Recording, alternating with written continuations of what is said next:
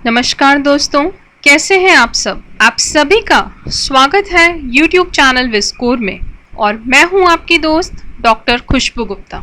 दोस्तों, जब से कोविड-19 का आउटब्रेक हुआ है तब से बार बार एक ही बात कही जा रही है कि जिन लोगों का रोग प्रतिरोधक तंत्र सही तरीके से काम कर रहा होगा वो लोग स्वस्थ रहेंगे, सुरक्षित रहेंगे, और जिनकी रोग प्रतिरोधक क्षमता कमजोर होगी उन लोगों को इस बीमारी से संक्रमित होने का खतरा बढ़ जाएगा। लेकिन दोस्तों, क्या आप लोग ये जानते हैं कि व्यक्ति के रोग प्रतिरोधक तंत्र में कौन कौन सी तरीके की कोशिकाएं काम करती हैं और कौन कौन से ऐसे पोषक तत्व हैं जो इस रक्षा तंत्र के निर्माण के लिए जरूरी होते हैं। जब से रोग प्रतिरोधक क्षमता की या इम्यून सिस्टम की बात की जा रही है तो कुछ प्रमुख न्यूट्रिएंट्स का ही नाम लिया जा रहा है और ये कहा जा रहा है कि यदि व्यक्ति केवल इन न्यूट्रिएंट्स का सेवन करे तो उसकी रोग प्रतिरोधक क्षमता बढ़ सकती है, अच्छी रह सकती है। लेकिन दोस्तों, ये पूरी तरीके से सही नहीं है। हाँ, वो न्यूट्रिएंट्स या पोषक तत्व रोग प्रतिरोधक क्षमता को बढ़ाने में मदद कर रहे हैं। लोग उनको विटामिन्स और मिनरल को सप्लीमेंट्स की तरह यूज कर रहे हैं। लेकिन आज के इस वीडियो में हम आपको बताएंगे रोग प्रतिरोधक तंत्र में कौन कौन से पोषक तत्व हैं जो अपना योगदान देते हैं। लेकिन वीडियो में आगे बढ़ने से पहले दोस्तों, अगर आपने अभी तक हमारे चैनल को सब्सक्राइब नहीं किया है तो प्लीज़ इसे सब्सक्राइब करें। यह पूरी तरीके से निःशुल्क है और अगर आपको हमारी वीडियोस पसंद आ रही हैं तो इन्हें लाइक करके हमारा उत्साहवर्धन करें, जिससे हम प्रेरित हो सकें और नई जानकारियां आपके लिए लाने के लिए। और साथ ही साथ हमारी वीडियोस को अपने दोस्तों के साथ, अपने रिश्तेदारों के साथ शेयर करें, जिससे जितने ज़्यादा व्यूज़ इसके बढ़ेंगे उससे हमें मोटिवेट होने में मदद मिलेगी। तो चलते हैं आज की वीडियो की ओर। दोस्तों, जब हम इम्यून सिस्टम की बात करते हैं या प्रतिरक्षा तंत्र की बात करते हैं तो ये एक बहुत ही कॉम्प्लेक्स नेटवर्क होता है जिसमें विभिन्न प्रकार की कोशिकाएं और केमिकल कंपाउंड्स होते हैं और ये सब मिलकर के हमारे शरीर को विभिन्न प्रकार के इन्फेक्शंस से बचाते हैं। जब हम ये बात करते हैं कि किसी व्यक्ति का रोग प्रतिरोधक तंत्र सही तरीके से काम कर रहा है तो उसकी सही तरीके से फंक्शनिंग के लिए बहुत सारे ऐसे पोषक तत्व हैं जो मिलकर के काम करते हैं। आइए आज हम इन्हीं के बारे में जानते हैं। सबसे पहले हम बात करते हैं विटामिन ए की, या जिसे रेटिनॉल के नाम से भी जाना जाता है। अगर हम प्लांट फूड्स में बात करें तो ये रेटिनॉल बीटा कैरोटीन की फॉर्म में प्रेजेंट होता है जो शरीर में जाके रेटिनॉल में बदल जाता है। और अगर हम बात करते हैं विटामिन ए की या रेटिनॉल फॉर्म की विटामिन ए की, तो ये जितने भी नॉन वेजिटेरियन फूड्स हैं या एनिमल फूड्स हैं उनमें मिलता है। इम्यून सिस्टम की जो टी सेल्स हैं उनको सपोर्ट करने में विटामिन ए महत्वपूर्ण रोल प्ले करता है। टी सेल्स एक तरह की वाइट ब्लड सेल्स हैं जो पैथोजेंस या जिन्हें जर्म एजेंट्स भी कहते हैं, जैसे वायरस है या बैक्टीरिया है या फंगस है, उनको आइडेंटिफाई करने का काम करता है।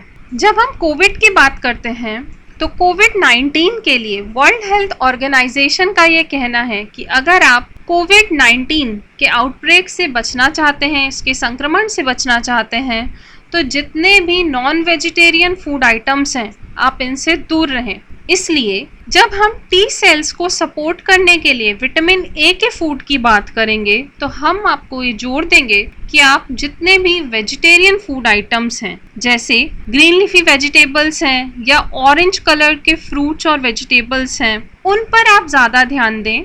इसमें विटामिन ए बीटा कैरोटीन की फॉर्म में प्रेजेंट होता है जो शरीर में जाकर विटामिन ए में या रेटिनॉल में बदल जाता है। अगला हम बात करते हैं विटामिन B6 की। जितनी भी नई इम्यून सेल्स होती हैं या जो रोग प्रतिरोधी कोशिकाएं होती हैं उनके निर्माण के लिए विटामिन B6 ज़रूरी होता है। इसके साथ साथ ही जब शरीर में कोई भी एंटीजन या इन्फेक्शन प्रवेश करता है तो हमारा प्रतिरक्षा तंत्र उसके लिए एंटीबॉडी बनाता है। तो एंटीबॉडी का जो प्रोसेस होता है उसमें भी विटामिन B6 महत्वपूर्ण रोल अदा करता है, जिससे इम्यून सेल एंटीजन और एंटीबॉडी के साथ कम्युनिकेट कर पाती है। यहाँ पे भी हम आपको वेजिटेरियन सोर्स ही बता रहे हैं, तो जो यीस्ट एक्सट्रैक्ट है या सोयाबीन्स हैं या तिल जो होता है उसमें, और कुछ फ्रूट्स और वेजिटेबल्स जैसे केला, एवोकेडो, काली मिर्च, इनमें B6 पाया जाता है। अगर हम नॉन वेजिटेरियन फूड की बात करें तो जो पोल्ट्री है और फिश है उनमें विटामिन B6 अच्छी मात्रा में पाया जाता है। अगला हम बात करते हैं विटामिन B12 की। विटामिन B12 जो है वो नई इम्यून कोशिकाओं के निर्माण के लिए बहुत ही महत्वपूर्ण विटामिन है। मुख्यतः ये एनिमल सोर्सेज में ही मिलता है, जैसे मीट है, फिश है, एग्स हैं, और जो मिल्क है, काउ मिल्क है, या और कैटल्स का जो मिल्क होता है, मिल्क से जो चीज़ बन रहा है, उसमें ये पाया जाता है। नेचुरली वेजिटेबल्स और फ्रूट्स में या ग्रेन्स में ये विटामिन नहीं प्रेजेंट होता, लेकिन हाँ, आपको कुछ फोर्टिफाइड ब्रेकफास्ट सीरियल्स मिल सकते हैं जिसमें विटामिन B12 को फोर्टिफाई किया हुआ होता है। अगला हम बात करते हैं विटामिन C की। दोस्तों, इसके बारे में बहुत बार बात हो भी चुकी है कि विटामिन C जो है वो इम्यून सेल्स की हेल्प करता है पैथोजन को अटैक करने में, और जो हमारी स्किन है यानी जो त्वचा है उसको मेंटेन करने में मदद करता है। त्वचा इन्फेक्शन से लड़ने के लिए एक्सटीरियर बैरियर की तरह काम करती है। तो जितने भी सिट्रस फ्रूट्स एंड वेजिटेबल्स हैं, ग्रीन लीफी वेजिटेबल्स हैं, सिट्रस फ्रूट्स हैं, उनमें विटामिन C अच्छी मात्रा में पाया जाता है। विटामिन C के बारे में और अधिक जानकारी प्राप्त करने के लिए आप हमारी वीडियो को भी देख सकते हैं, जिसका लिंक मैं आपको डिस्क्रिप्शन बॉक्स में दे दूंगी। अगला हम बात करते हैं कॉपर की। कॉपर एक खनिज तत्व है जो इम्यून सेल्स को प्रोटेक्ट करने में हेल्प करता है और साथ ही साथ उन्हें ऊर्जा प्रदान करता है। ये नंबर ऑफ सोर्सेज में पाया जाता है, जैसे होल ग्रेन ब्रेकफास्ट सीरियल्स हो गए, राइस है, मेथी के बीज हैं जिन्हें क्वाना बोलते हैं, क्वाना सीड्स, पल्सेस में मिलता है, एवोकाडो में मिलता है, ड्राइड फ्रूट्स में भी हैं, नट्स हैं, सीड्स हैं, इन सब में कॉपर अच्छी मात्रा में पाया जाता है। इसके बाद हम बात करते हैं विटामिन D की। विटामिन D को हम सनशाइन विटामिन भी कहते हैं, और दोस्तों ये शरीर के लिए बहुत ही महत्वपूर्ण विटामिन है और आजकल इसके बारे में बात की भी जा रही है। ये न केवल इम्यून रिस्पॉन्सेस में मदद करता है, बल्कि साथ ही साथ शरीर की मेटाबॉलिक एक्टिविटीज को सुचारू रूप से चलाने में भी मदद करता है। क्योंकि ये सनशाइन विटामिन है, इसलिए हमें नेचुरली सूरज के प्रकाश से ही मिलता है। इसके अलावा जो फोर्टिफाइड सीरियल्स हैं उनसे भी हमें ये मिल सकता है। अगला हम बात करते हैं फॉलेट की या फॉलिक एसिड की। नई इम्यून सेल्स के प्रोडक्शन में फॉलिक एसिड बहुत ही महत्वपूर्ण होता है। दोस्तों, जैसे कि जब हम इम्यून सिस्टम की बात कर रहे हैं, तो जब एंटीजन से एंटीबॉडीज बनती हैं और ये जो टी सेल्स हैं, बी सेल्स हैं, लिम्फोसाइट्स हैं, इनका एक स्पेसिफिक टाइम पीरियड होता है कि ये स्पेसिफिक टाइम तक ही सरवाइव करती हैं। इसके बाद ये कोशिकाएं नष्ट हो जाती हैं। तो रोग प्रतिरोधक तंत्र को सुचारू रूप से चलाए रखने के लिए नई इम्यून सेल्स का रेगुलर बनना बहुत ही ज़रूरी है। उसमें फॉलिक एसिड मदद करता है। और अब बात करते हैं फॉलिक एसिड किन किन में पाया जाता है। तो जितनी भी ग्रीन लीफी वेजिटेबल्स हैं, दालें हैं, ऑरेंज, बेरीज, नट्स और सीड्स, इनमें ये पाया जाता है। अगला बात करते हैं आयरन की या लौह तत्व की। लौह तत्व इम्यून कोशिकाओं की हेल्थ को मेंटेन रखने में मदद करता है। इसके साथ साथ जो आरबीसीज हैं उनका ये एक मुख्य कंपोनेंट है। हीमोग्लोबिन जो है उसमें दो चीज़ें प्रेजेंट होती हैं, हीम आयरन का पार्ट है, ग्लोबिन प्रोटीन का पार्ट है। तो अगर व्यक्ति आयरन सही तरीके से नहीं लेगा तो एक तो आरबीसी सही तरीके से फॉर्म नहीं होंगी, दूसरा जो इम्यून सेल्स हैं हमारी, डब्ल्यूबीसीज जितनी भी हैं, उनकी हेल्थ सही नहीं रहेगी।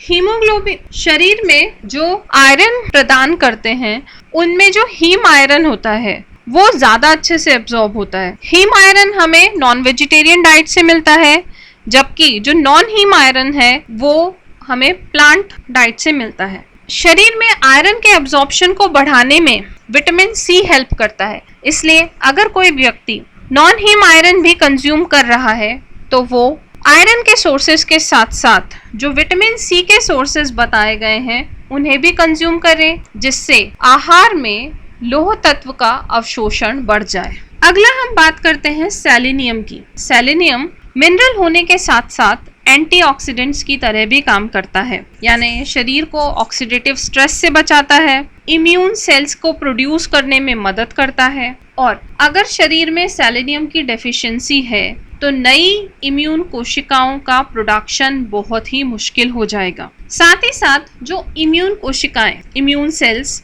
इन्फेक्शंस के लिए जो रिस्पॉन्स करती हैं, उस रिस्पॉन्स को सेलेनियम मजबूती प्रदान करता है।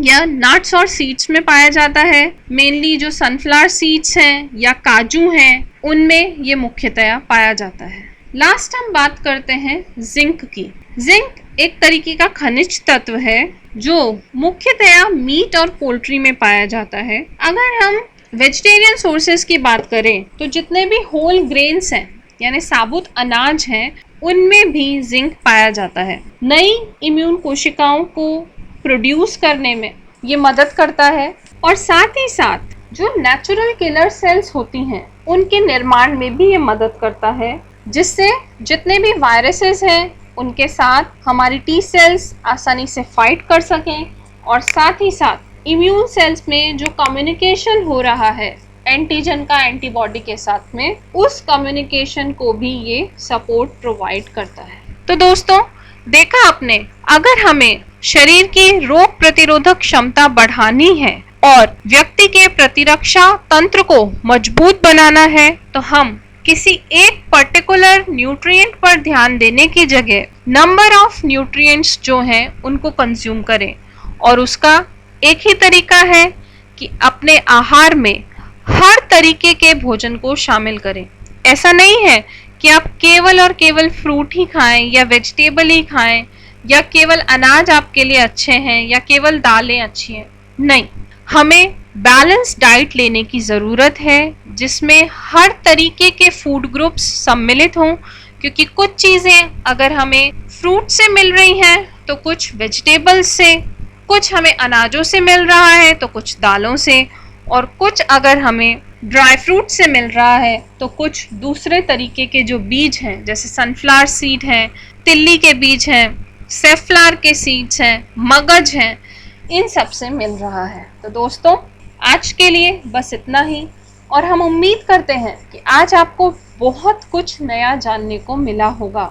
बहुत सारे न्यूट्रिएंट्स ऐसे होंगे जिसके बारे में आपको नहीं पता होगा कि ये भी हमारे शरीर के रोग प्रतिरोधक तंत्र को बढ़ाने में मदद कर सकते। दोस्तों आज के लिए बस इतना ही। अपनी दोस्त डॉक्टर खुशबू गुप्ता को दीजिए इजाज़त।